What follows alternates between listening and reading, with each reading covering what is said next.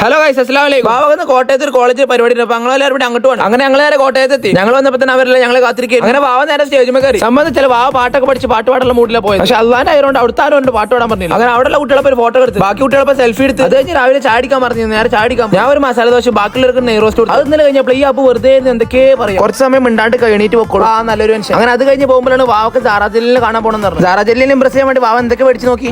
Cake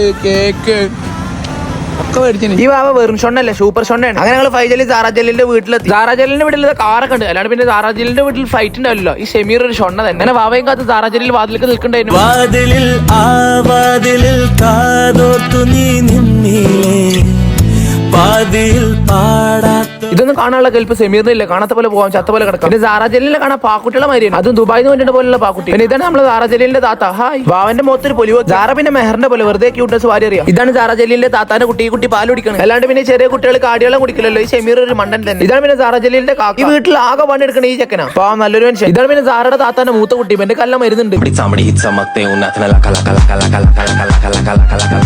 ചെക്കൻ scene തന്നെ. അങ്ങനെ സാറിന്റെ താത്തൻ ചെറുതായിട്ടൊക്കെ പണിയെടുക്കുന്നുണ്ട്. സത്യം പറയല്ല, വാവൊരു പെണ്ണ് കണ്ട ഫീൽ ചെയ്യുന്നു. സാറൊക്കെ ഒരു ഷൊണ്ണനെ കണ്ട ഫീലും. പിന്നെ ഇത് ഇൻസ്റ്റാഗ്രാം മൊത്തം ചെക്കാക്കിയ ഫോട്ടോ. പിന്നെ സാറിന്റെ കാക്കാന്റെ കോമഡി ഏറ്റവും വലിയ കോമഡി. ഒരു ബ്രേക്കപ്പ് കിട്ടിയപ്പോ ഇൻസ്റ്റാഗ്രാം മൊത്തം ഡിആക്ടിവേറ്റ് ചെയ്ത് പഠിച്ചോൻ എത്രയും ആൾക്കാർ വെറുതെ അങ്ങോട്ട് പഠിച്ചോളൂ. ക്യൂട്ട്നസ് വാരി വരുന്ന സെമീറും സാറയും. അപ്പൊ ഓക്കെ, കേരള പോട്ടെ, ബാക്കി നാളെ.